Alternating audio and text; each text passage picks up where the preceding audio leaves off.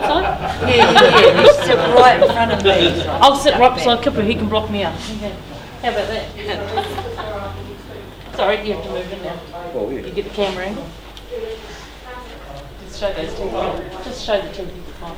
We just wait for our karaua to come up the front here. Oh, James will be here all day. Been here an hour and he still hasn't made it to his chair. No. Check.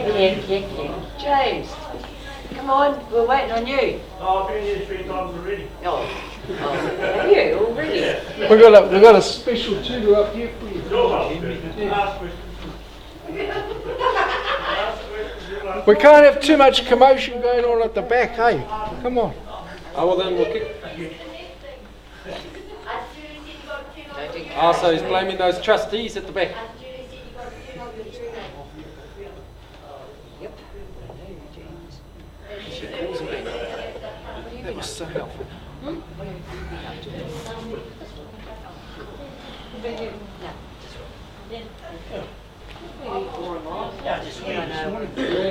Grannies, you see. Still sick, but no, you're not. We had one, a blue moon.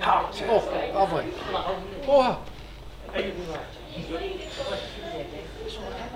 No, you do. Dev's got it. I've been here since about 3 times. that's all right. We can wait.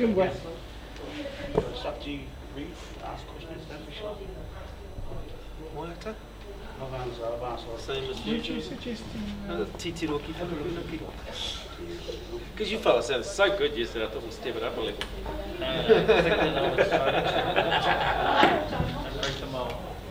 It's a good what works. Every techno guy should know that.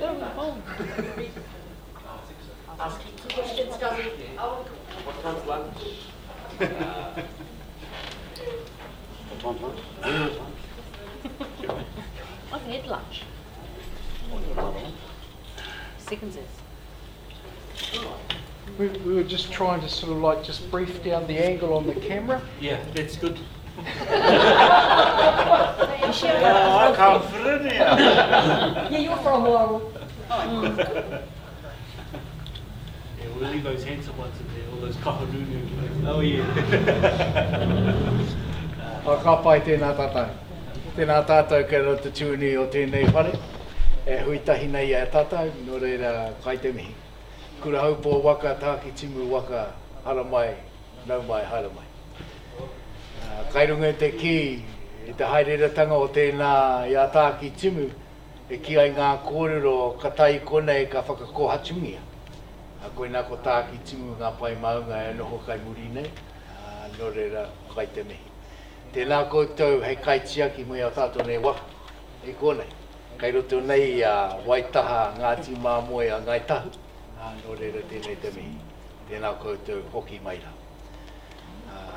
Anei rā tātou, kia tuku karakia, kia tuku inoi, kai rungi ona manākitanga, kia taipai rā koutou, kai rungi te karanga, kia haere toi ngā whakamoimiti ki aia. No reira, hei mua koe hoa i tohitohi e mātou mahi kotoa.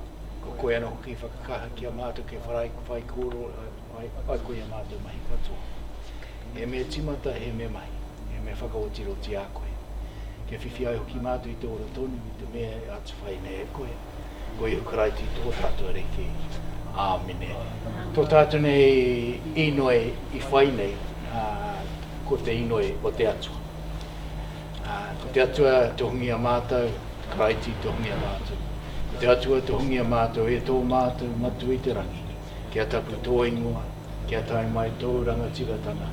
Kia mea te tāu e pai ai ki rungu ki te whenua, kia rite anō ki tō te rangi. O mai kia mātou, ai nei he taro mō mātou o tēnei rā. Muri o mātou hara, me mātou hoki e muri nei o te hunga e harana kia mātou. Au hoki mātou e ka wea ke whakawaia. Nā whakaorangia mātou i te kinoa, no hoki te rangatiratanga, te kaha me te karoria, āke, āmere. Anō rira tēnā tātou te rahi me te iti. E tau kei runga i o tātou nei karanga, me ki rā nei rā i o rōpu, o tātou te wairo, Hoki mai rā ki roti a waiho pai, kia kawea nei ngā mahi tutuki hea mai I tēnā marama me ki rā kua akuhaka. Ka hoki mai rā. Ka tika kia mihi kē rātu ngā mahi. E nā ngā tau mahatanga kai rungi o tātou nei pukohiu. Rātou e tangi atu. Pēnei te kāinga, I te wiki ko pahurake nei. Rākai pāka kai kahungunu. Tēnā ngā wāka o te wairo hoki. Nō reira rātou kua mate kuahina. O te wiki, o te marama, o te tā. O e nei rā tonu, ka mihi, ka tangi. Ka tuku whakamoimiti ki a rātou, e poroporaki ki a rātou, kia haere kai rungi tērā, te hurahi māro, kia tai ai o tātu nei tipuna, te tini, te mana. Nō reira, hoki atu, haere atu rā. Hoki mai rā ki a tātou. Te koa o te ngāka. Ka hoki mai rā koutou, kia whakarongo ki enei o ngā kōrero. Nā koutou enei kōrero. Kei te haerere tonu e nā ngā mahi o tō koutou rōpu. Kia whai me pēhea rā te ara te hurahi tika matata.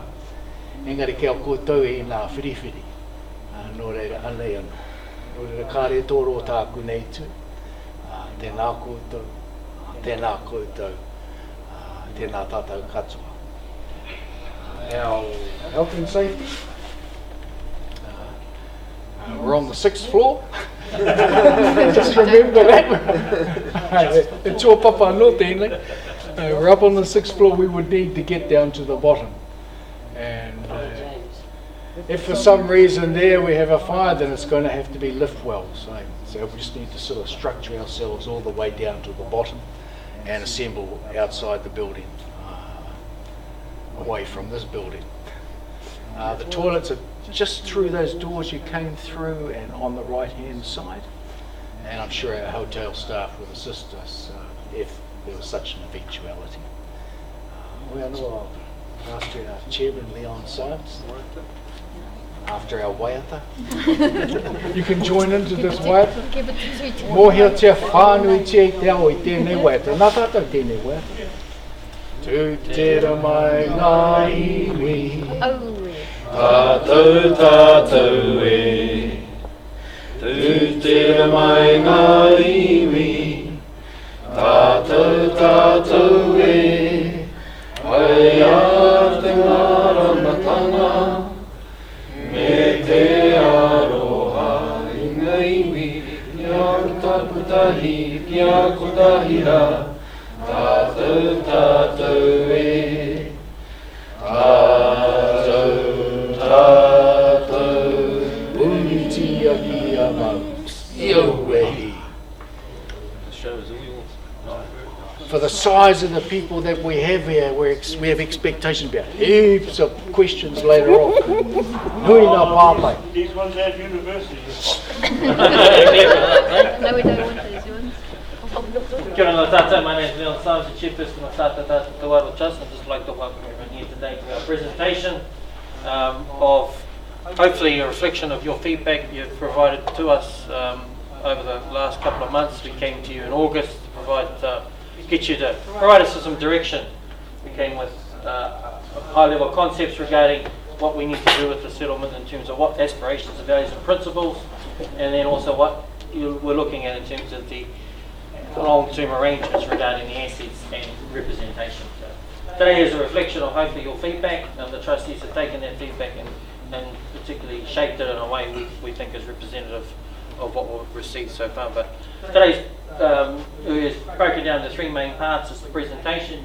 You'll see here a question and answer section after you've seen the presentation, and then a cup of tea session where we're going to get you to get one-on-one involved with the trustees, and that's a key part of our engagement is to make sure that you know who's representing who, have those one-on-one conversations with the trustees. So just to start off with, we'll get the trustees to introduce themselves so they kind of know who your representatives are, and then we'll break into the presentation.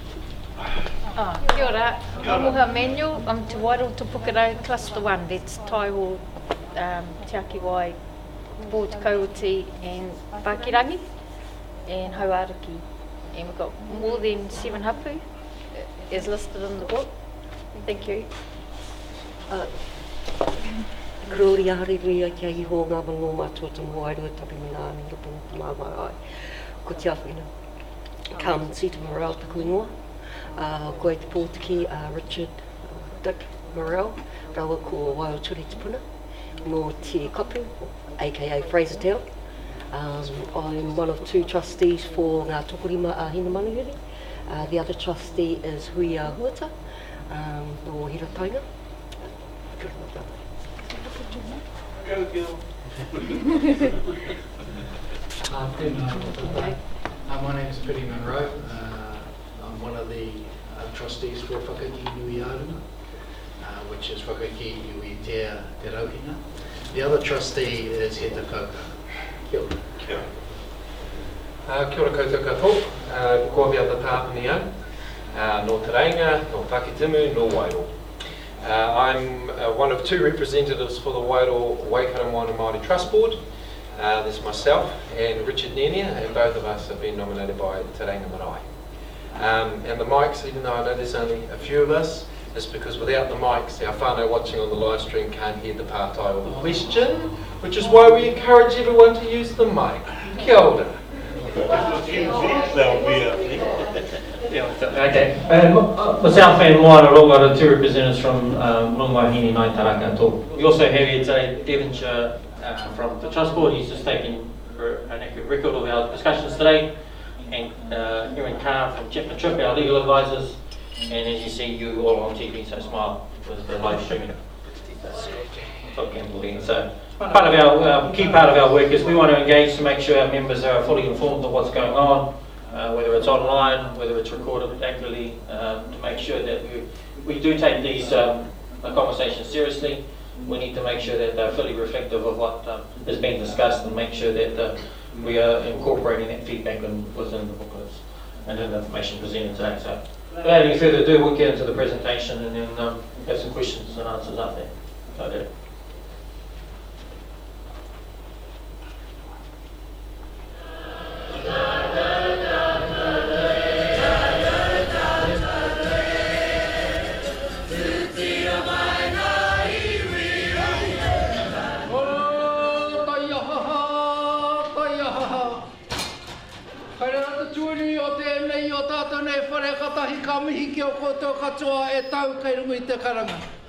Kei ngā uri o kura aupō, kei ngā uri o tāki timu, nau mai, hara mai ra.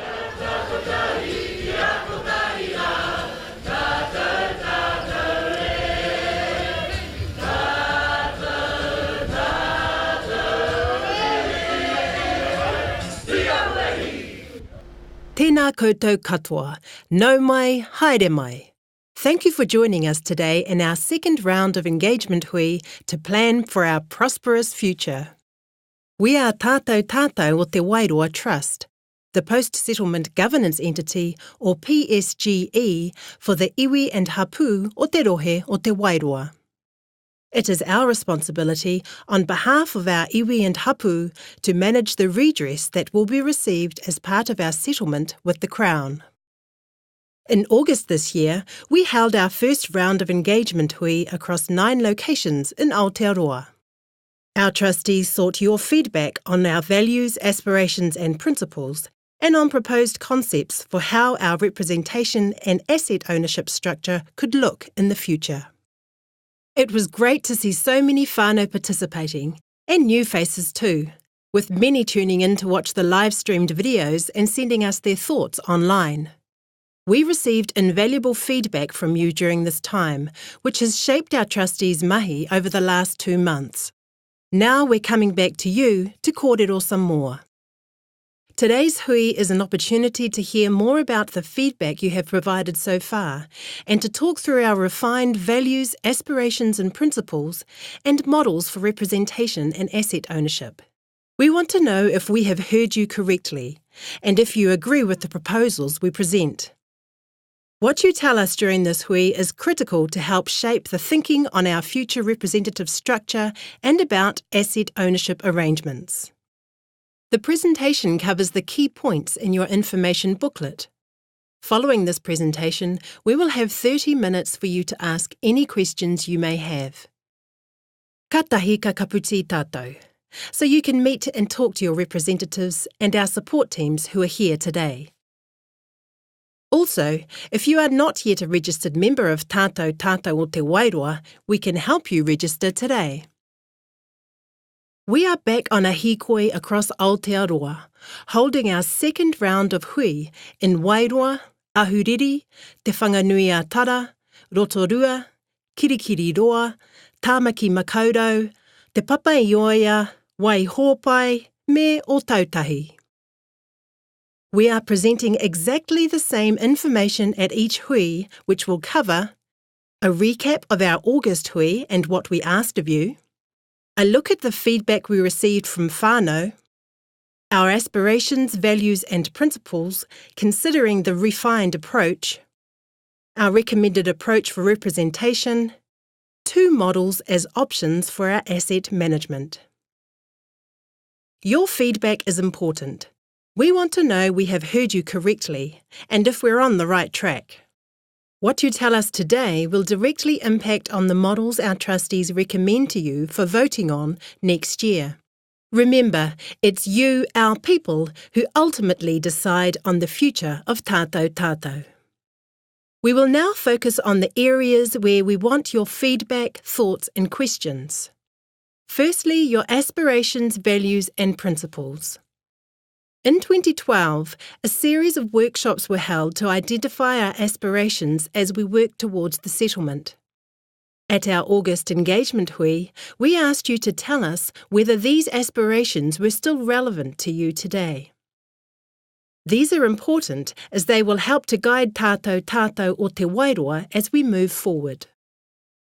When providing feedback, we ask you to consider: do the aspirations, values and principles still fit for our whānau, hapu and iwi? How would you like us to operate? Do these best reflect your aspirations, values and principles? What might be missing? We will now look at the aspirations, values and principles which have been updated and refined to reflect what you have told us. Our updated and refined vision is Tātou Tātou o Te Wairoa, he iwi motuhake, he tangata oranga ake. Our updated and refined aspirations centre around the well-being of our iwi, hapu and whānau. They are social well-being, restoration of health and social conditions for our iwi and hapu, cultural well-being, restoration and protection of the cultural identity of our iwi and hapu, environmental well-being, revitalisation of the local environment and restoration of our role as kaitiaki of our natural resources, economic well-being, rebuilding an economic base for our iwi and hapu and reassertion of our tino rangatiratanga. Our refined values and principles focus on the areas that you told us are most meaningful to you. They are wairuatanga, fostering our unique features of mana whenua and tangata whenua. Rangatiratanga, your right to be the architect of your own future and development. Manaakitanga, respecting, nurturing and caring for others. Kaitiakitanga, guardians of ngā taonga tuku iho, te taiao. Whanaungatanga, our kinship is determined through blood and whāngai, whakapapa.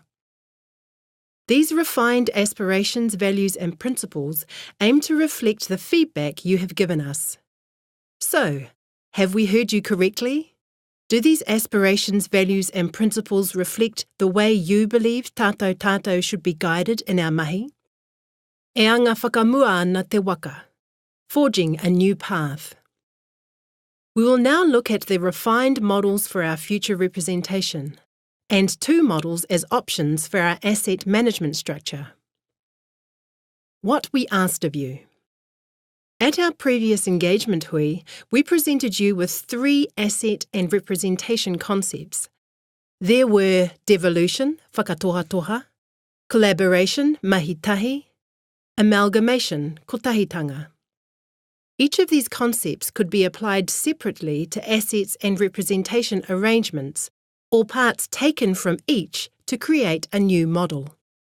They reflect possibilities at each end of the scale and a middle option. In August, you told us what you thought of these concepts and why, what aspects you like and what parts you don't like. We have listened to your views and brought them together to develop a recommended representation approach and 2 new models for the future structure of tātou tātou for you to consider. A representation approach could be 7 rōpū, like the existing kāhui groups, but based on rohe and tipuna.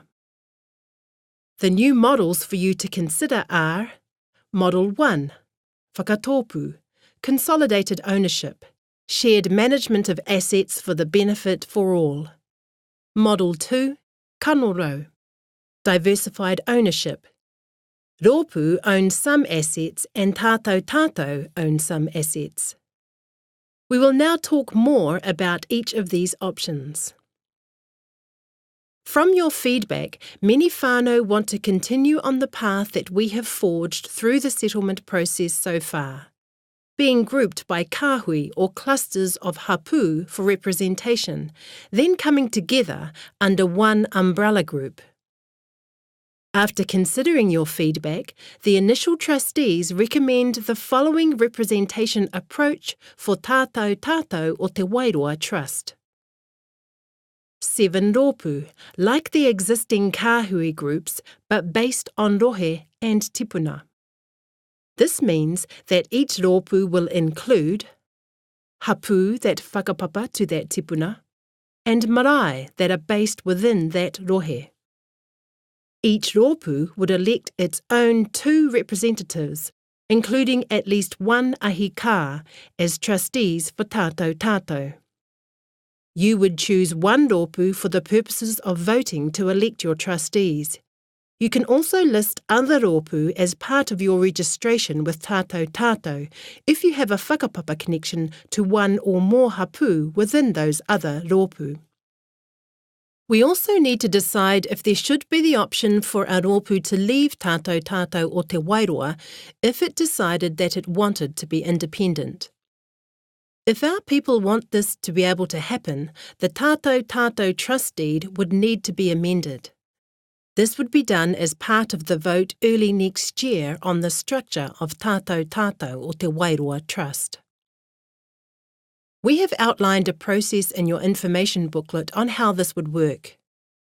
The key principles are that high voting thresholds ensure fairness and a robust process. All adult registered members of tātou tātou would need to vote to approve the framework, as this ensures transparency for all. A rōpū could not trigger an exit at any time. They would have to do it within a certain period so tātou tātou has certainty going forward. If a rōpū becomes independent, they would no longer be a part of tātou tātou, not have any trustee representatives on tātou tātou, and remain connected to tātou tātou through a formal agreement for cultural redress and rights to purchase RFR land. This is your choice, whānau.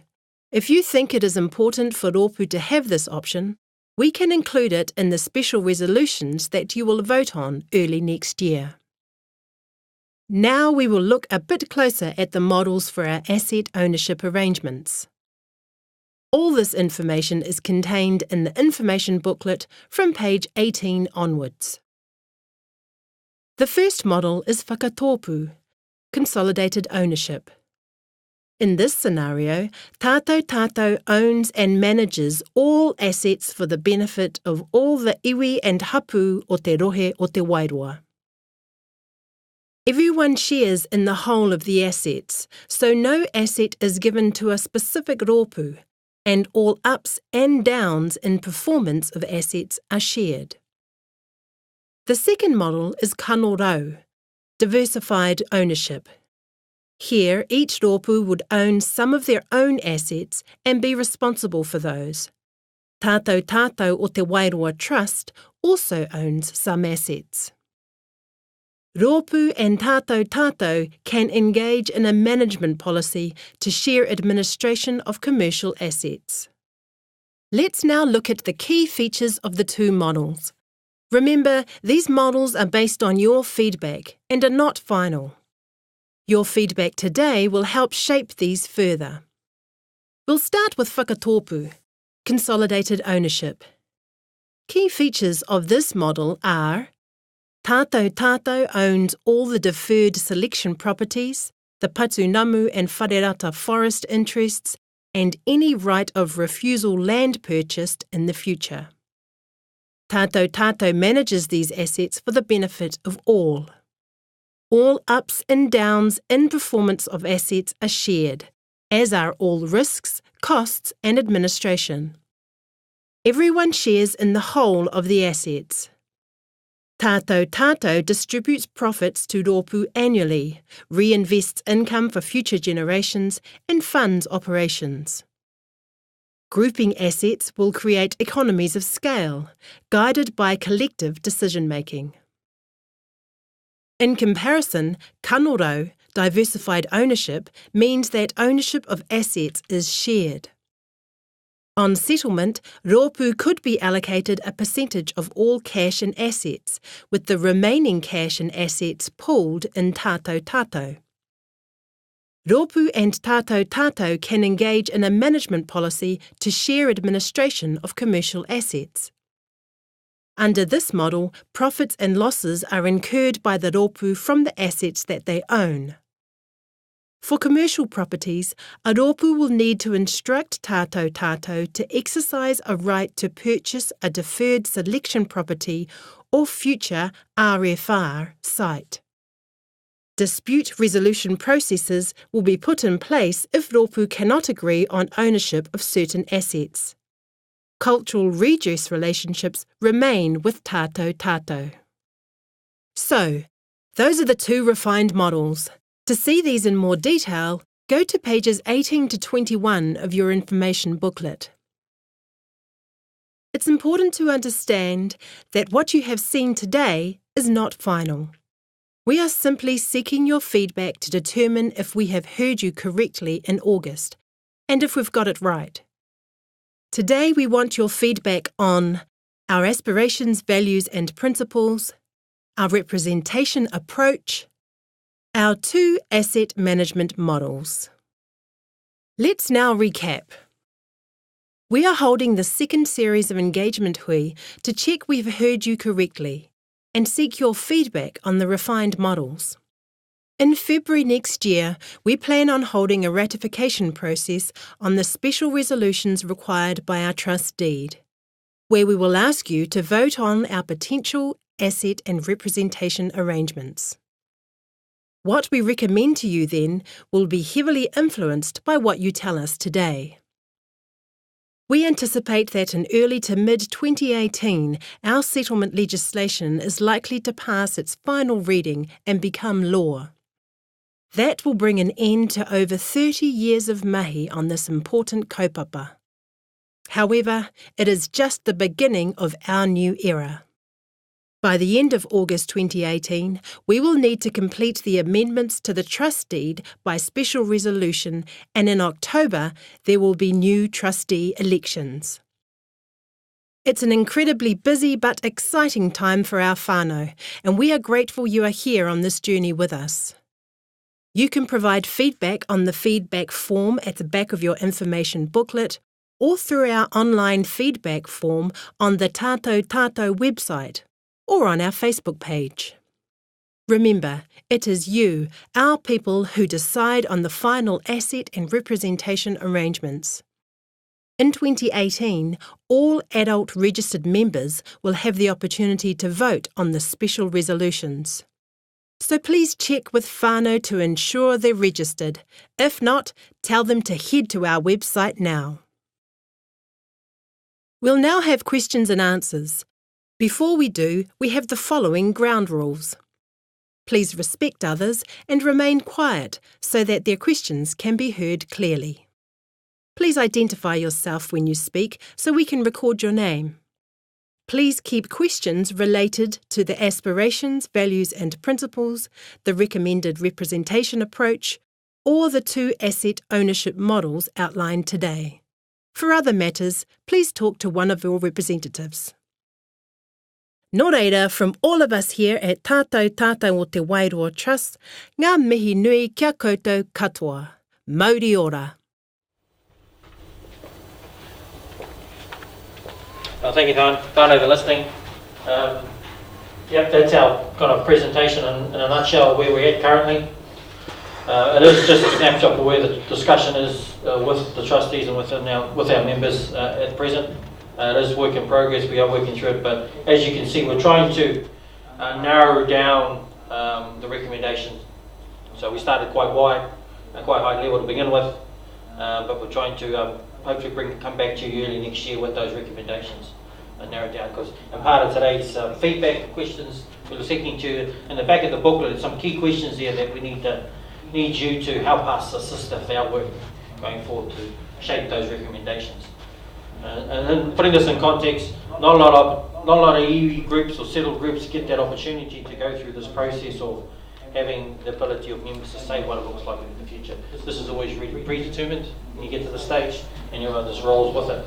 But it was recognised at the Tēnā Whaki times through the negotiation phase that we couldn't agree on what that final structure should look like, and left that as the key work program for the initial trustees to undertake. And we've been undertaking that process, as well as setting ourselves up as a trust, as well as continuing on with the bill settlement bill through legislative processes. So, well, hopefully we've got your feedback reflected in the booklet, but I guess we'll work through with the questions and answers, starting with the values, aspirations and principles. Starting at that section first, we did refine our vision a little bit. Took out the one that Tere had before, healthy, wealthy, tangata whenua, and came up with something different. And then we moved on to the well-beings, the 4 key areas of well-beings. We've had some additional feedback from some of our members, maybe we said separate well-beings for education or health as well, they should need to be separate. And then moving on to the values, aspirations and principles. I've kind of grouped these in those 5 areas. Within those five areas sit other values and principles, but those 5 are good measuring tool for which trusts work in terms of progress we're making here now, as well as progress that we'll make in the future, to be used as a tool to measure ourselves against. So that's just a kind of rough overview in that first phase around values, aspirations and principles. We always find that pretty not eventful, not controversial, but as you move on through the booklet, that's when things start to get a bit, spicy. But yeah, is anyone got any questions on the values, aspirations and principles? And is this all pretty Bill, you have any questions? I'll give you a remark.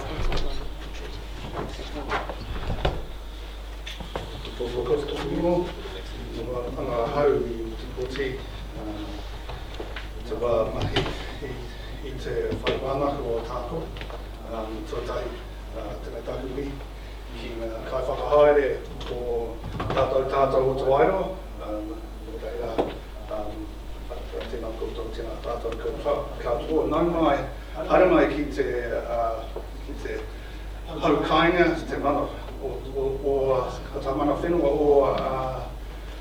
Rapuwai, Kati Māmoe,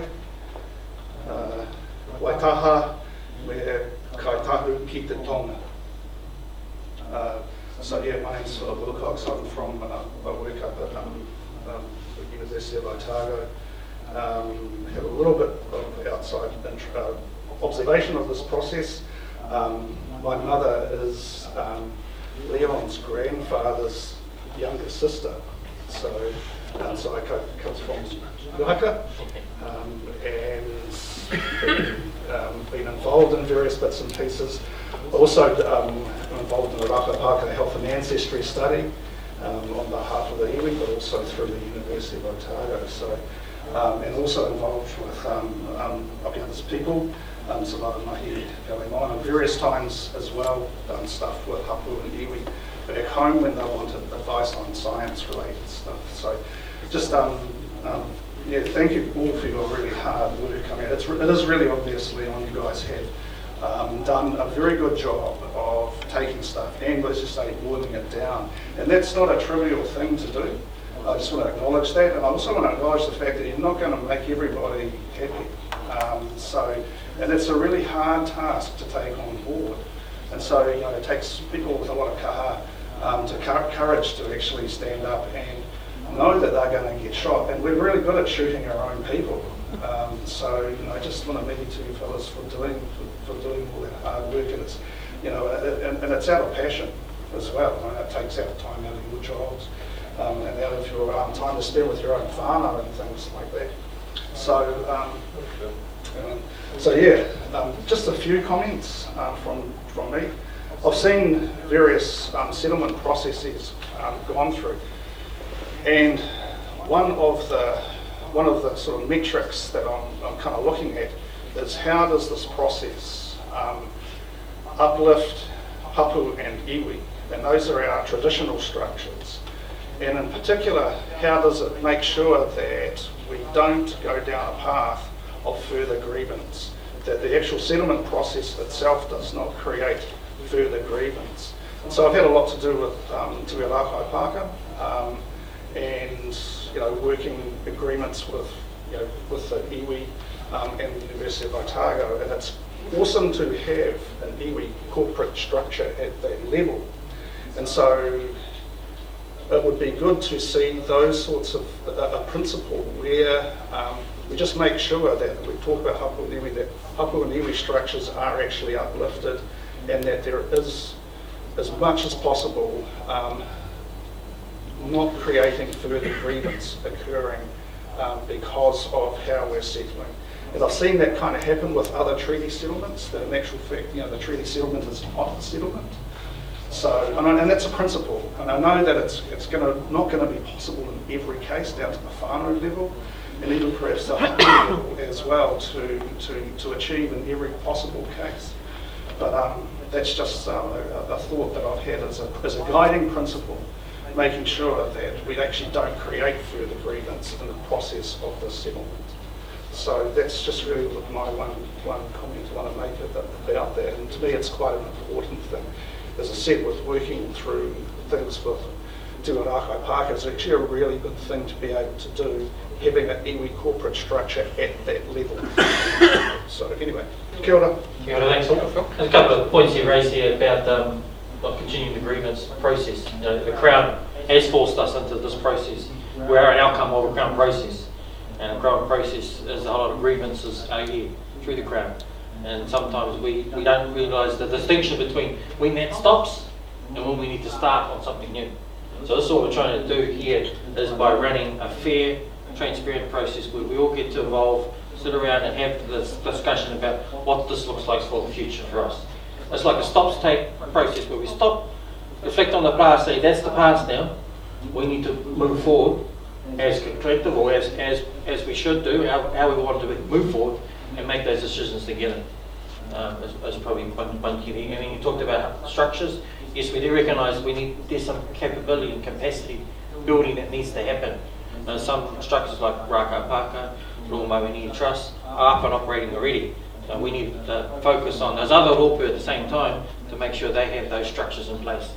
Because the proposed models we have, those entities, those rōpūs need entity to receive assets. We need to make sure they have the right governance structures as well. As well at the same time, Ki Uri and Mauri Trust, we need to check and look at those as well to make sure that we're all on the same level playing field. Any questions on values, aspirations? Vision? The vision talks about uploading the manako taki of the iwi, the hapu, the whānau. We'll look after the people.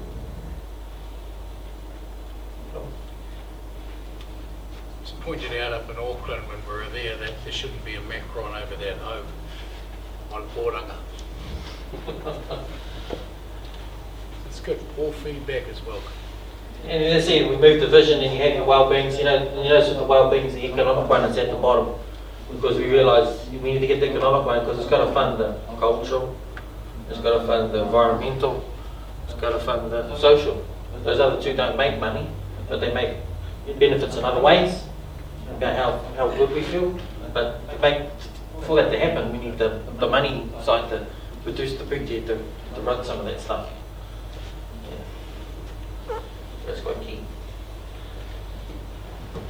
I'm really interested in getting a view from you, for your view in relation to this. So we'll just start at this end. See, we've got such a small rōpū here. What does how do you feel about that framework up there in terms of our aspirations? Ngā kupu te prina. It's a very European format. This whole bird's completely new to me. But I come from a point of view that I'm right down the bottom of the food chain here. So I believe that everyone's born with a sorager, and I'm one of them.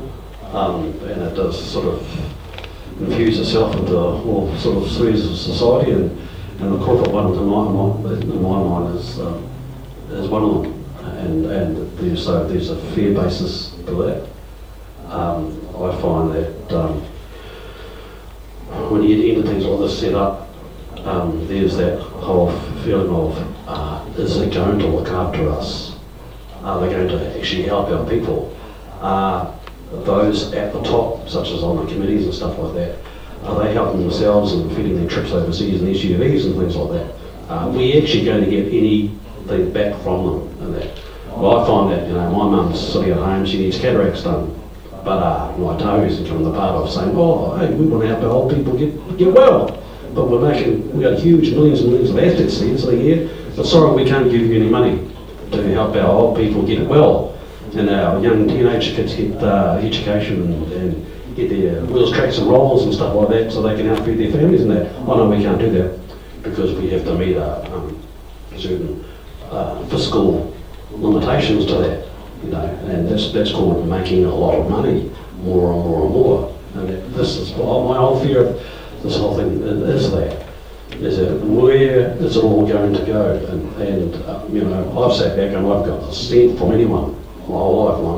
I'm just doing 59, and also and also the language is intimidating. I need the dummy versions to everything I hear of all this sort of stuff, because it's understanding the language and it's understanding the narrative, and that because there is ambiguity, and it's what I feel at the moment. Now it's got nothing to do with you. It's got to do with maybe the whole process, and that I don't. So my other part side of me is on Ngātahu. I don't get any information from Ngātahu. I don't hear from them. I don't get anything like say, hey, how are you? Is there any way we can help? No, we can't. It's out of sight, out of mind. And I also find that the whole corporate entity is very hierarchical. That there is power control issues maybe way up there, and it's European. I don't think it's the old Mauri way of doing things. My understanding of it is. So I find that I like the idea of it, but that's as far as it's going. I guess because there's nothing on tune on at the moment that says that the economic well-being will be like everything that's coming from forestry or orchards, agricultural type thing. Is it industry based on machinery, or is it sea based and that? Is it that kind of okay? So there's our economic basis, and that's going to feed all the environment and cultural well-being and social well-being and that. But what are the pathways connecting all that? Is it feeding the lawyers first?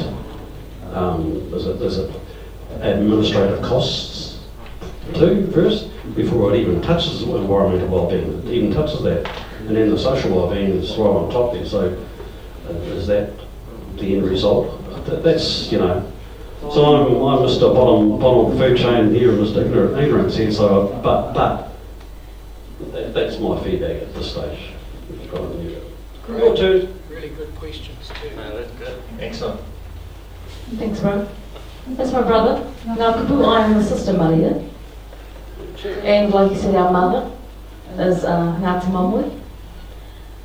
And yes, I feel the same way, being Ngāi as well, and aware of what is available through Ngāi and having to go through your runanga to access anything, and having the gatekeepers at the runanga door saying, no, you're not welcome here. That's where we sit. I love this process, the fact that we've even been invited. I love that. So, kia ora for that.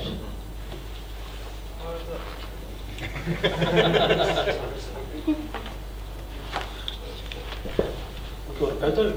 My name is Mark Thompson. Ngāti Henimihi. Ko tākurau ko Pangmukumātora. And I don't mind. I've seen some of the same. I'm on the same aspect with at the bottom of the food chain. But this is my first forming of. I just found about it now, about 2 hours ago at the pools. Food changed and he's gone. He's the instigator, but yeah, he's left. So well, I see some of the model when it comes to mason jewelry. You know, tā wairu, tā whānau, tā tinana. Just writing it down. But yeah, I suppose you've got to make money, and so we can get all these things into action. Yeah, seems to be a root of all evil for me, but when it comes to the pūtio, but we must move with the times, and we need it, turn it over. Yeah, and I see we've got to plant a lot of trees and stuff, they're building trees.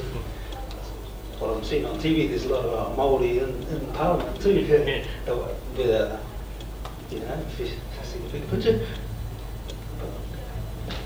I'd have to go home and have a read over this in public on a bit.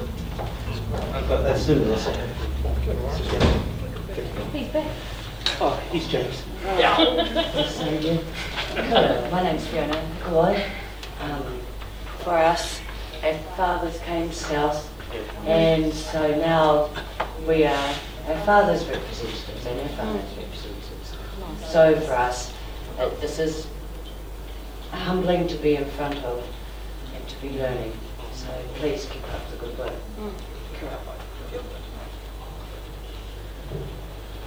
Kia ora koutou, ko Wunarei Takuingo, Wuniana from Uahaka, Rakai Pāka. This is my son, the youngest one, Taheka. Tautoko te kōrero, bro. I'm the same, people put up these flash words. What do they actually really mean? What's rebuilding our economic base? Because have we got one? Have we? So, we got money, that's a big part of it. Yeah, I don't know, hey. So, I'm here just to make sure these ones don't lose their roots. Yeah, like they've been home, they know they've been on the mountains, they've been on the river, Marai and all that stuff, and I think, okay. But I don't know how you guys are going to help them unless you give them some more money so they'll be okay at university. And I took what they were saying about, the old people. How many of us still go and give them food? Because I was brought up mahi kai, everything. I'm from Warrell. Yeah, fished in the river, down the blood pipe and all that stuff. Herrings. Herrings, and go get some kawai, and go get some shark out there. Yeah, we did all that stuff. Tiro. Yeah, and we were raised in Rapua, so a lot of bush up there. But I remember working in the whareras as well as at the freezer works back in the day. So yeah, I'm a shearer, and I don't do that no more. Too hard on the body. I'm kind of like sit down on the arse and pray in the office now. Try to be a real good role model for my children. But yeah, I think this is a good concept. Like the brother was saying, all those concepts follow somebody else's concepts. But I don't know. Tato, but wihuata. I don't know. I'm just rambling on here, James. Kia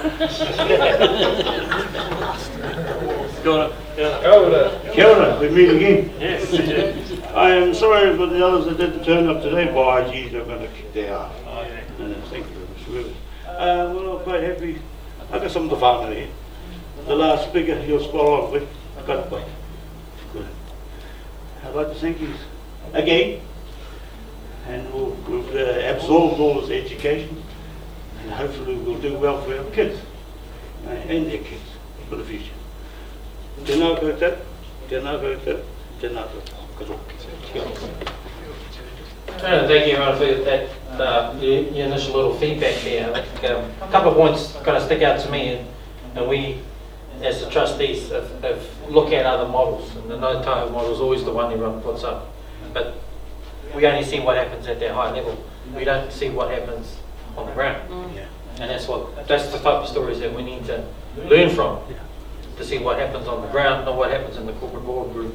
Because those early settlements all focus on the economic well-being only, and the other ones came secondary well-beings.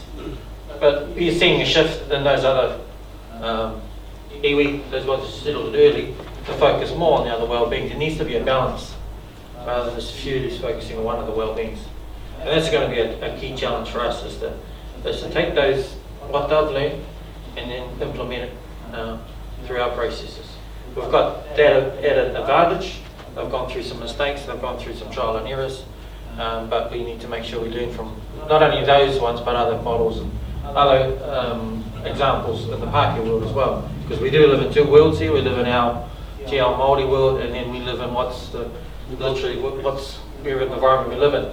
And to try and merge the two, balance the two, is another challenge as well. So there's so many dimensions to this that for our trustees it's quite complicated. But at the same time, if we involve our members, as we say here, you guys having the opportunity, but just coming here and having a discussion with you about this, it gets everyone thinking to hopefully be on that same page moving forward collectively. Rather than being decided by 14 trustees or 14 small group of people that may not fit what you think it should look like. At the end of the day, as I said in the presentation and in the booklet, it's your decision how this operates. So we're wanting to put that back into your hands. So hopefully establish a future that, those stories about I used to do this, I used to fish here, I used to go there, I used to do there, you can do with your children's children in the future. Those sort of having that connection back to home to do those sort of things. How you were brought up as a young child. We want to try and create that and maintain that, because that's unique to us. That's our identity, having that knowledge passed on. So I just like to talk everyone's thoughts on that, and then it is, with this decision, there's a lot of responsibility, not only for the trustees but for our members as well, because this sets up the future to come. 20, 30 years down the track has quite a big impact. By doing this process now, hopefully properly, we'll be less sidetracked by other issues such as litigation and people not being happy with the process. And that's an interesting point about the runanga structure and runanga gateways. Potentially we can see that being an issue with our rōpus. They potentially could form themselves into such entities themselves. So that's something we need to keep in mind, mindful of making sure our rōpus there to represent the mana o tahake of the particular area, but at the same time they need to be kind of bound by certain rules and registration and regulation as well, so that it's fair and transparent. No one is excluded from this. We don't want to exclude anyone, because at the end of the day it is your settlement just as much as well as those that live up in Wairoa. You may not be the ones who made the decision, like your parents, to come down here. That wasn't maybe your decision, but at the same time you should be able to benefit, because back home it was the Crown policies that caused all this. People had to move away to find employment. It wasn't out of necessity. It was out of necessity that they had to move. I thought it was my grandfather. I was just mentioning the Pākehā world, eh? Yeah, some necessities.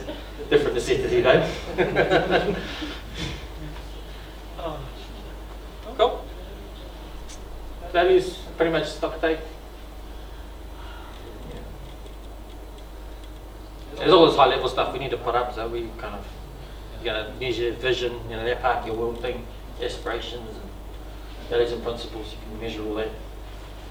Is it government change now will still matter to our contract? For our live stream whānau. Again, the government's changed to Labour. Does our thing still stand as? It's still saying, yeah, we've got a deed signed with No the problem. Crown, so yeah, there's no change there. Okay. We're going to settle. Thank you.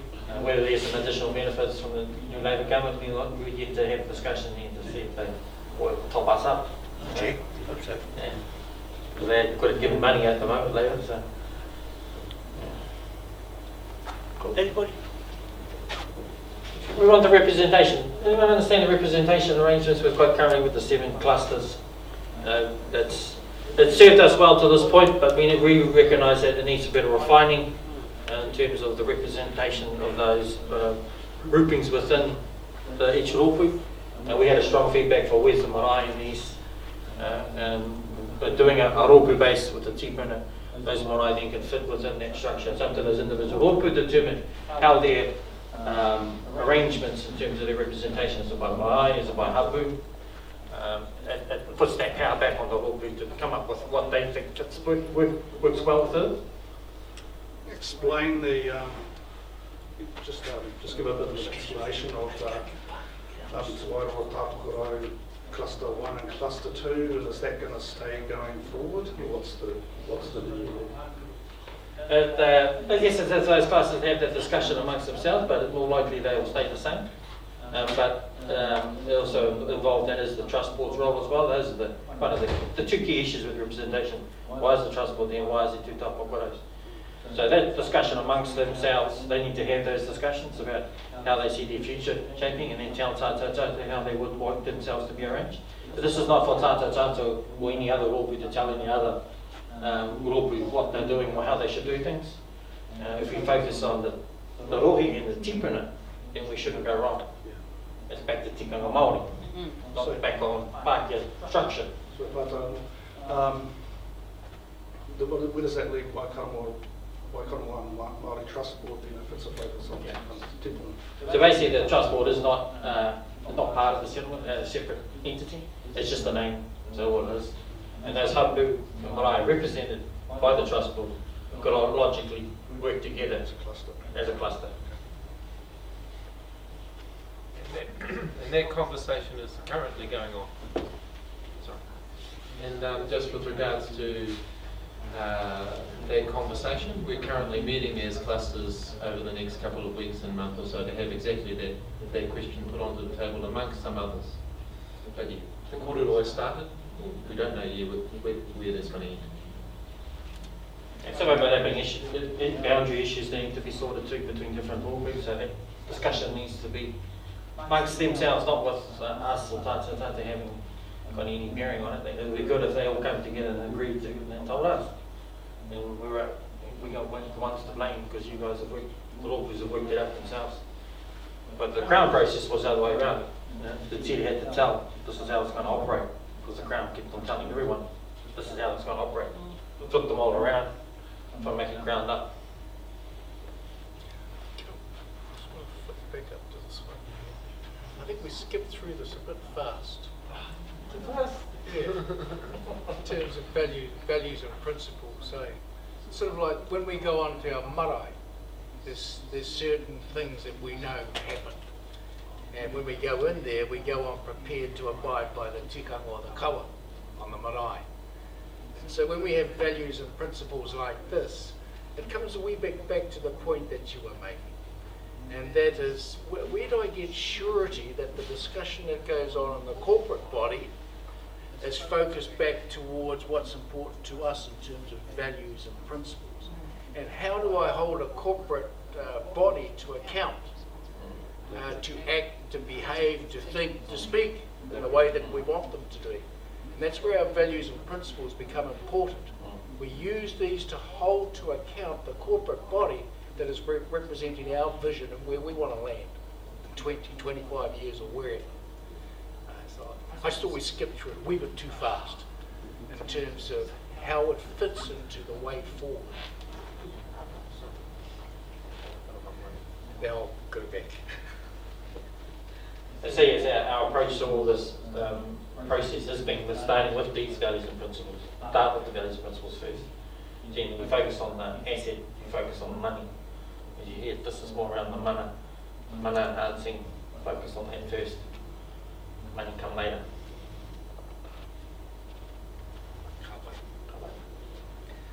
So with representation, we're just making some slight changes here, and then also part of the representation is that independence Opu process.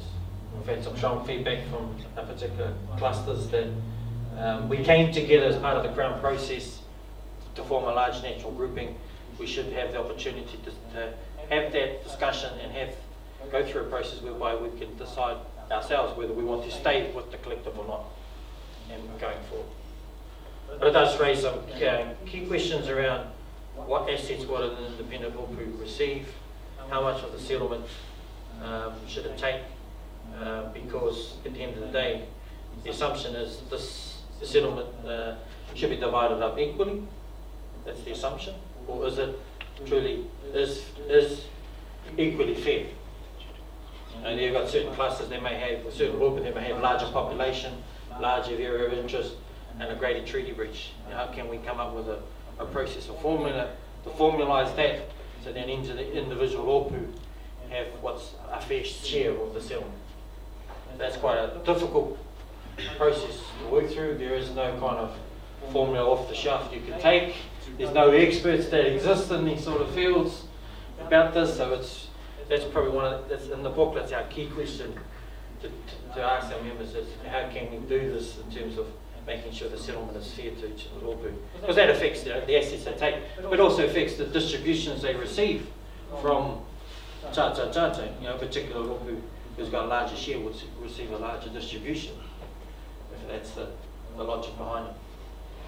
So it is quite an interesting discussion, and then going through that, working through that process. You're bound to have some partai about this. Questions. Just passing that here, and someone's going to have a question about that. So I understand that process, the independence, will be taking part of the settlement and going independent. It's all about mana motahaki. They perceive them as being best represented on their own, rather than through the collective. It does, bring the question of that type of structure, and adding more complications in terms of. So to me, it seemed to be it's kind of a matter of degree, how much devolvement and how much keeping things together. Really, obviously there's a flavour of both things, and then it comes down to what's the balance, and then what's the process. And totally will comment, Leon, there's no magic formula that's going to keep everybody happy. But again, I think it just goes back to having a guiding principle. The first thing is, one of the litmus tests in my mind is to ensure that we don't create more grievances in how it's applied. But that's easy to state in principle, isn't it? And some thoughts, I have. Personally, I'm a supporter of the more development, and that's really about just really creating a future within a traditional structure, but a future for our population. People in the populations are growing, and when does a hapu become an iwi? And having a system in place that allows for that. So, because our populations are growing and people are still wanting to reconnect and things like that, so having some level of devolution seems to me to be appropriate. So anyway, anyone else want to comment? I'm happy about that idea of that independence. That is sometimes a hard question to grapple, because we all came together, we all should stay together. That's the natural assumption. Well, it makes sense to have collective functionalities, especially in things like environmental oversight, as well as in the health space.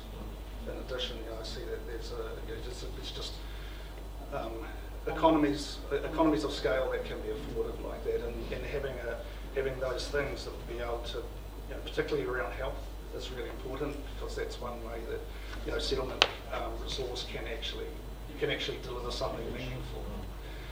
So in other respects, you know, there may be, you know, different hapu, different subsets, like Mauri, for example, may wish to take a different path to the rest, and have the opportunity to do that. And so they should, you know, or so we should. So I'll back there too. And it also, Mauri also has is acknowledged by central government as an equal. So so how does that work with fisheries, settlements, and things like that? Kia ora again. I was just sitting here thinking, like, when I was a young fella back in the day, each region had their own kai, and as you'll get a phone call and the frost fish at Whakakia will be all coming, so you know, I'm in Wairau and they kind of be all going to get a kai. And I was wondering what's wrong with that stuff, you know, still have that old kind of, I don't know, you know, we all know where the pippy bed is, and we know where the pippies are and what side the cockles are, and we know where to go get, you know, all that stuff, all that mahi kai stuff, and we looked after one another. And when we got kai, we didn't rape it, we took a knuckle kai in the neighbour. You know, I was just thinking, you know, that's a real good way to start thinking, because all we're doing is thinking Pākehā at the moment. Yeah. I was just, you know, just remembering as a young fella, you know, go to Moaka and go get heaps of kawai, you know, on the reti board, you know, and eels and uaka, you know, there's all that stuff, so we all kind of know those mahi. And we know those areas have got that kind of stuff, just like brother was saying about Rongo Mawai, and you've got fisheries, so they should look after that stuff to look after everybody else, and, you know, each, I don't know, just like whakaaro anyway, you know, because if we're kind of starting to look after one another, when I was a young fella, that's what we all did, you know. But now we seem to be ko throw stones at one another. Yeah. Unfortunately, you have a group of Māoris a whole lot of money, Pākehā money, then that's what starts to, then the old Pākehā side tends to take over. Yeah. It forgets about the history of where you come from Māori side, in terms of whanaungatanga. Yeah, I was just looking at all those words, you know, that word wairuatanga. How come it's got whenua and all that, when it's, you know, if you want to look at wairuatanga, why don't you look at iwike? Yeah. You know? By Mauri and all that stuff, you know, kind of like, those are the ones should be looking after, you know, just all those old stories, but never mind, I'll just shut up. I've got to go, yeah, you're good. My moko's birthday, so I'm a bit late, but never mind. Well, thanks for coming. Yeah, hey, Kai, brothers, Kia ora. look after it. Yeah, we'll be back. Go away. We'll have the feedback online, Facebook. Yeah. Online survey. Song. Oh,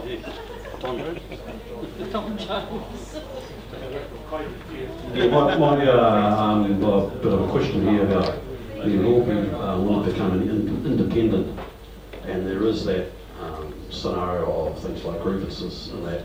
And grievances by definition have a time factor to it, which is a very long time. So you can have issues arriving with independence, you know, groups wanting to leave tata, that, you know, could carry on for another few generations for those issues to resolve itself, or they need to come to some agreement. Is there a process that tata has in or working relationship with those groups becoming independent from a legal perspective? You know, is there, when things like land issues and that do come up, is there a bipartisan type of arrangement that says, well, we can help you through that process, or they left on their own devices? Pretty much once they're independent, they're left on their own devices. But in terms of the settlement, there are some centralised issues with the settlement. The Crown negotiated one comprehensive single settlement. So there's some cultural aspects in the settlement that only will remain with tata. So those independent Lorpu will need to have a relationship with Tātou Tātou to enact those principles for cultural redress in terms of relationship agreements that we have. Because the Crown, when we negotiated, never saw the 7 kahui as part of the collective. It just saw one Tātou Tātou, and it's only going to be dealing with one. So if Oropu went independent, they will need some kind of formal agreement with Tātou Tātou to say that anything that occurs within this particular area of my area of interest, come and see us and have a conversation with us. Yeah, so it's a bit complex, but it's nothing we can't work through. There was also issues in terms of assets too. We need to be mindful that if an independent Oropu takes part of the assets, there's some tax implications. We don't want to give them our treating settlement money paying tax on some of this, so we need to work out how best to formulate a structure that will enable, if we voted want to go independent, how it would receive its share of the settlement. We've got some clear people throughout the country that are in these spaces, lawyers, accountants, and it's not difficult to set that up. It's just making sure we've got the right structure in the right place. Get a Pākehā one, don't get a Mauri one. To minimise those tax, we're well going to pay tax back to the government. No Pākehā, no married. So what area of tax are you talking about? Are you talking about value of assets being taxed on value of assets and things like that? Transfer of assets, you get taxed on that transfer of asset. We usually, in settlements, you can build into the legislation that you're tax exempt. You can do that, but Crown said no, we're only seeing one entity here. You came together, so we're going to force you to be one. Yeah, rather than having separate individual royalties while part of this equation. Oh, we should get 200 million.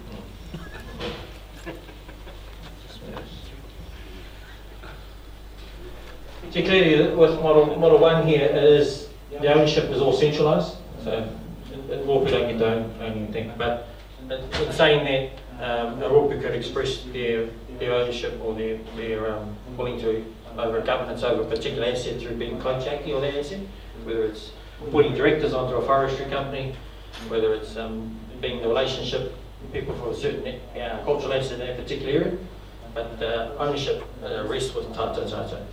So your other ways, your mana motahaki is expressed in other ways, rather than ownership, whereas model 2, your mana motahaki expresses in owning that asset. Owning when that particular Oropu has that control over it, not Tātou Tātou. So as with Phil's point was, getting some kind of local Oropu involvement in governing assets and being part of that mana motahaki structure to set priorities for themselves in terms of what should there be the focus. Whereas if you have a centralised model, you have a centralised approach where one particular entity sets the priorities for everyone, this is what we're doing, but that particular priority may not be what is reflected in your particular area. It might be something else. It's just we're doing health, there might be housing, might be more of a focus. That's where that mana motahaki comes at the lower Oropu level, having that ability to have that decision to make where to focus your pretty that you're receiving from the settlement.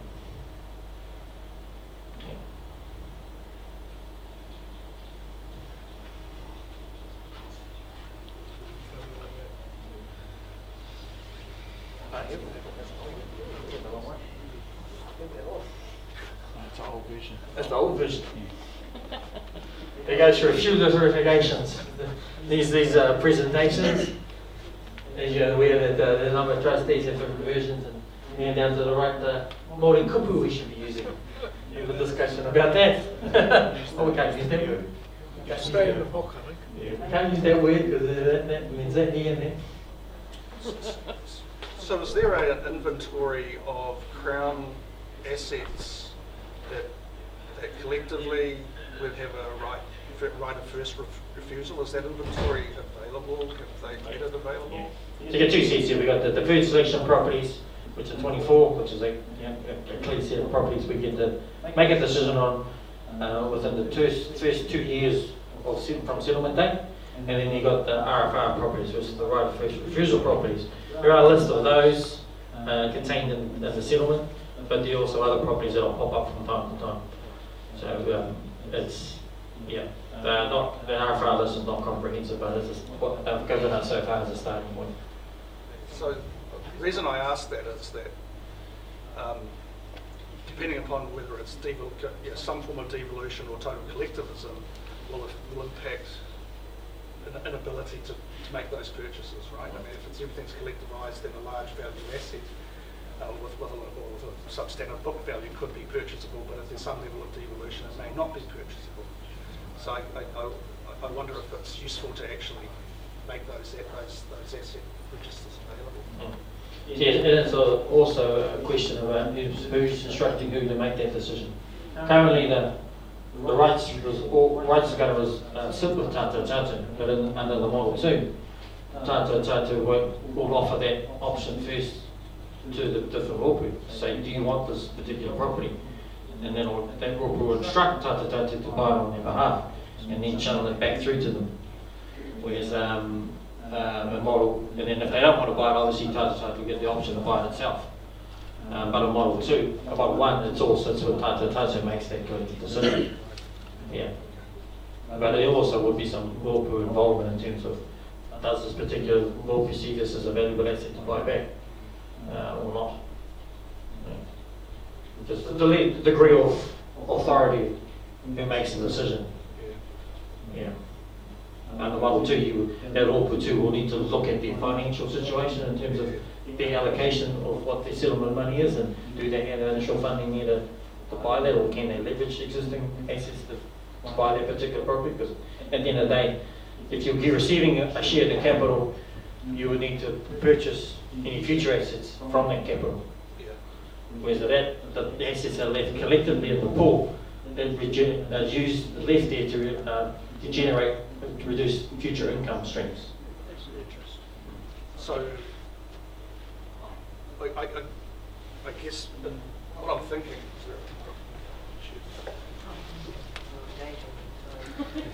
We're all listening. So in order to deliver on those outcomes, the health, economic outcomes, etc., there'll be assets in that asset register, right?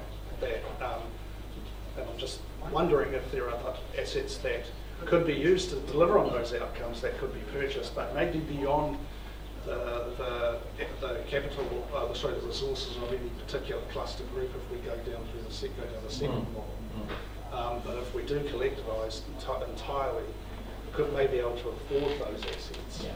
So that's sort of part of what I'm wondering about. We need to be strategic about the decision going forward to deliver on those things. So what's the government putting on the table in terms of the assets that we could potentially buy to deliver those on those outcomes? So to me that seems like part of the decision making process. Just extrapolating out the example you've given, it's the opportunity for JVs with other iwi settled group as well. Yeah. Sorry. To be in all honesty, the DSP property valuations is kind of around the $5 million, and there's only 24 properties there. Unlike other settlements where there is quite a high value of property values contained within a settlement package, we don't get that luxury because we're based on Warrell. Property values in Warrell, not like property values in Auckland, with Wales. So in some cases it's quite good. We're not burdened by having that kind of tempting property value, go purchase these because you can earn a higher return on it scenario. But there are certain properties that have a cultural aspect to it that maybe we want to look at. They could deliver on social work, which is we're not looking on the economic return on it, we're looking on a cultural return. Yeah. So those sort of properties, but they'll pop up. We will probably won't have all the money to buy all the land back to Warrell. Don't have that yet. But that would probably be one of our goals long term, particularly with the rōpū, because they want to, key for them is owning the whenua, owning the land back. There may not be a focus of Tata Tata is to own the land, because if the rōpū are owning the land and that's there, Tata Tata's focus could be more regional, national, trying to leverage the cash to earn as much return as possible to enable those purchases to occur at the rōpū level.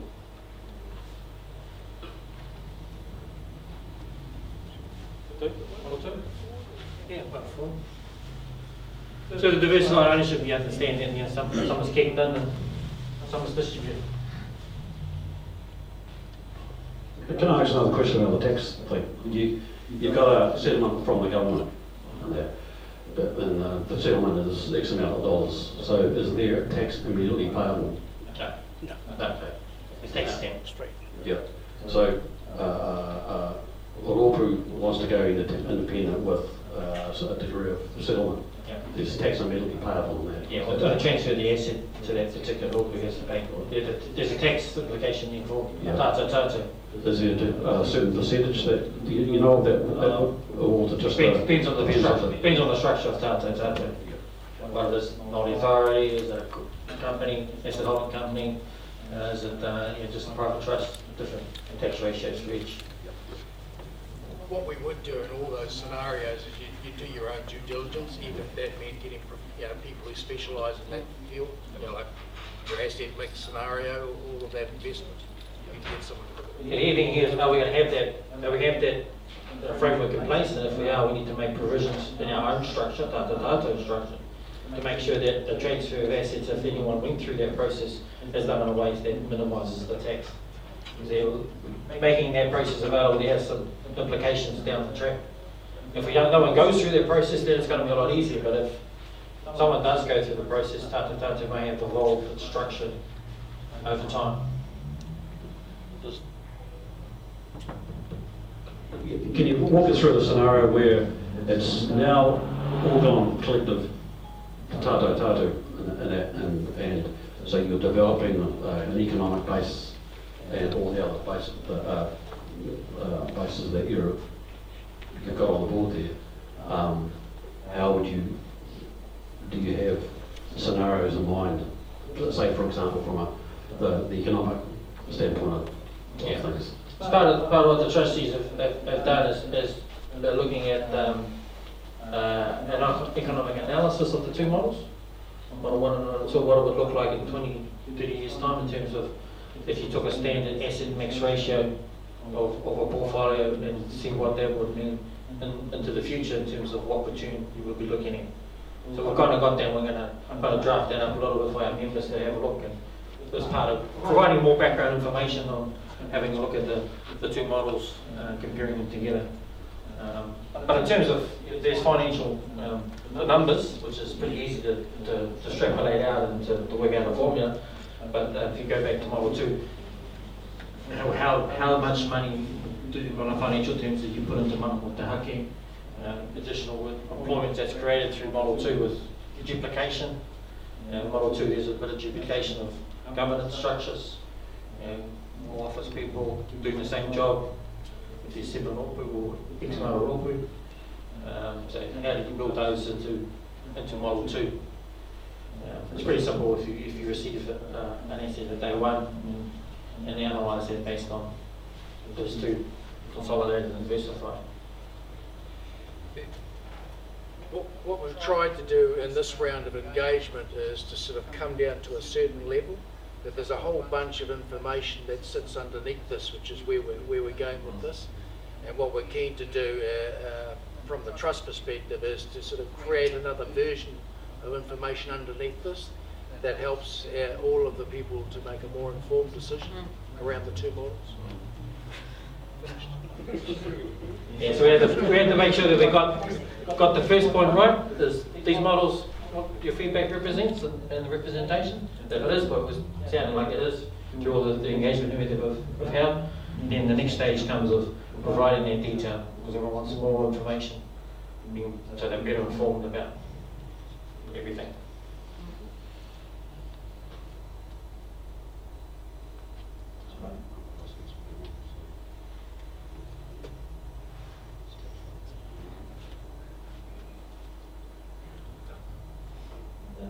Anyone have any questions about the two models? They're pretty clear cut, I think, in terms of once centralised, kept the asset together. We heard it quite strongly.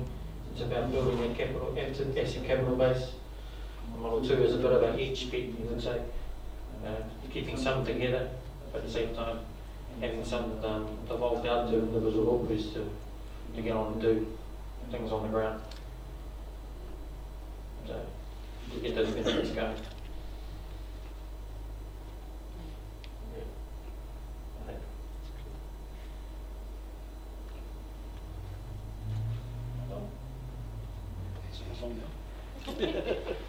Yeah. No.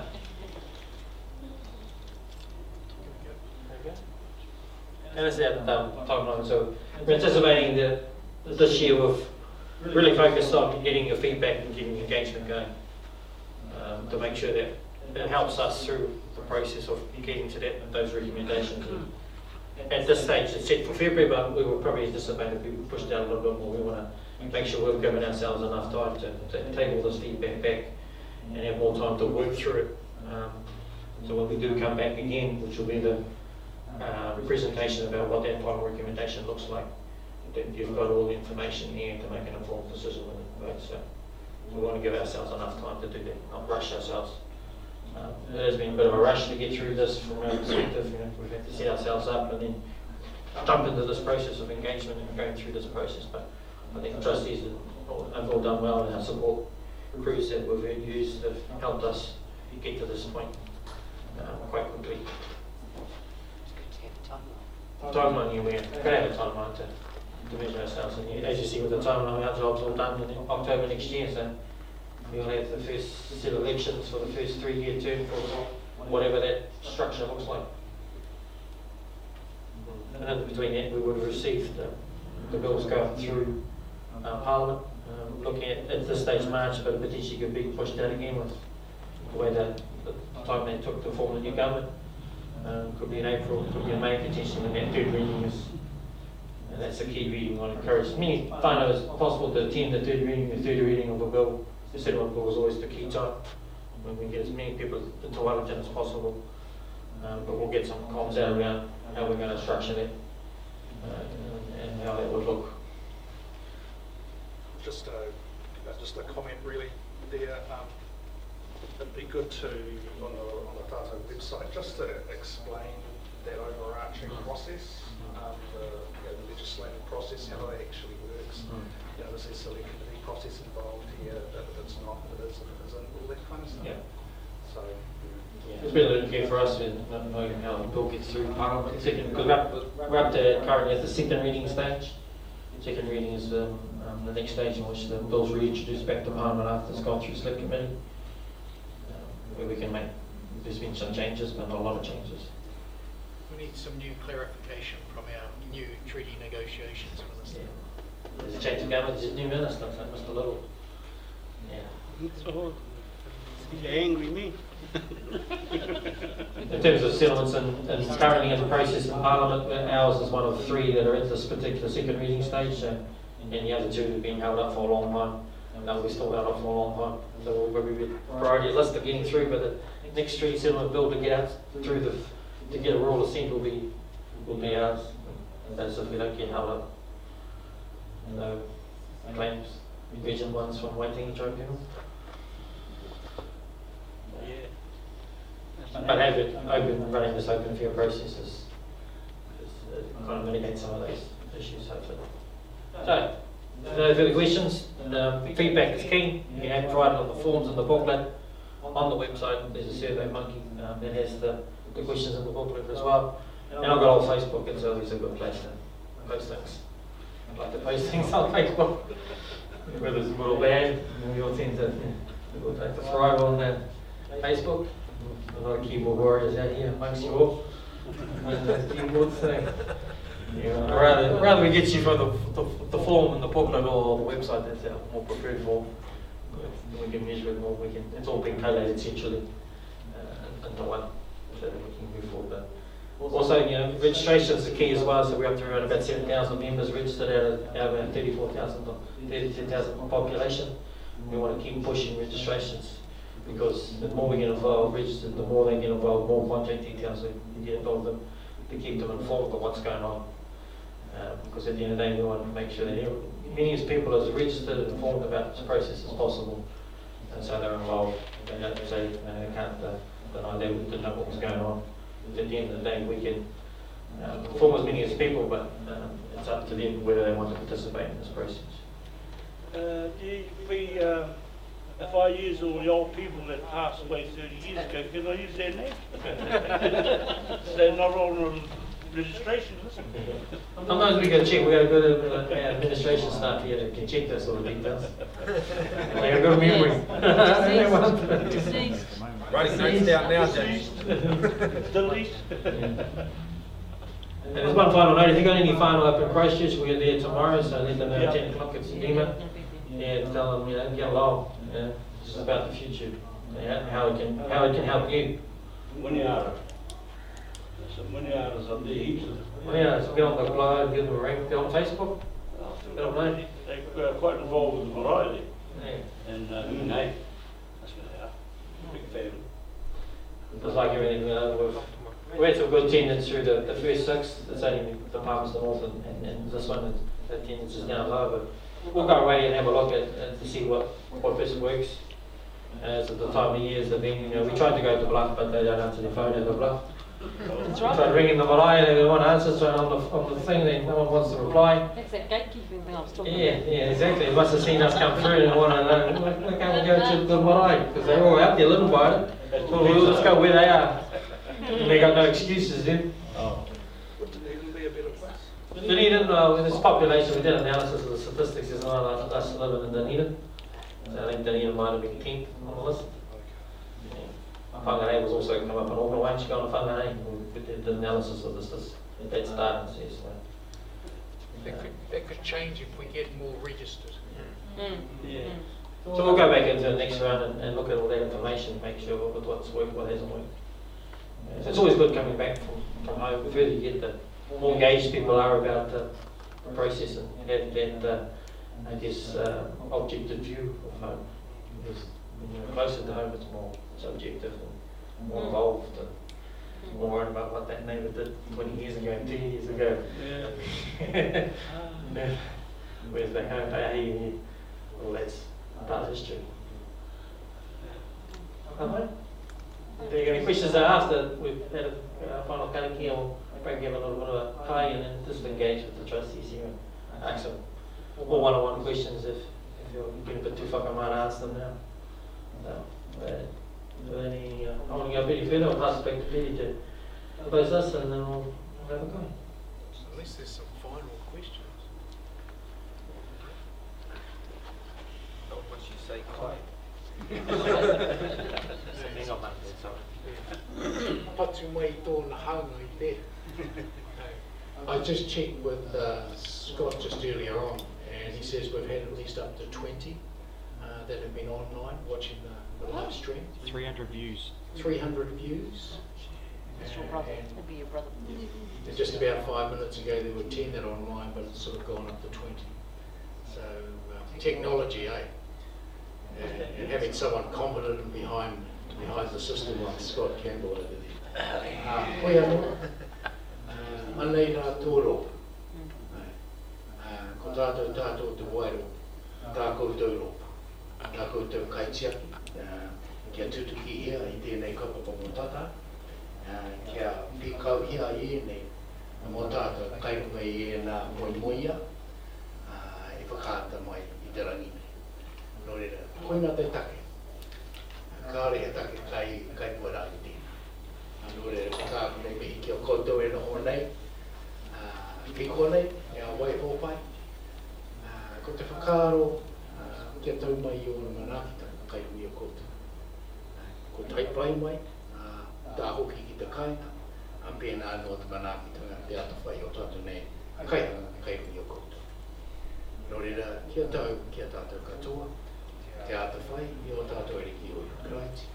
Me te arwa o te atua, me te whiwhinga tahi tatu ki te wairua tapu, āke. Āmine. Kia whiu atu ki tēnā tepu. Just to bless our kai. E te atu tohu, te atu kā, te atu kai whakaora. Ue e hora nei, kai mora I o tātou nei aroaro. Nā uti nei ngā ngā kai. E whakamai e a tātou. Kei rungi tēnei rangi ngā tāu kāheke I kua nei. Āmine. Thank you. Cup of tea, cup of tea. All right. I'm going to have to play with this machine. Can I play with it?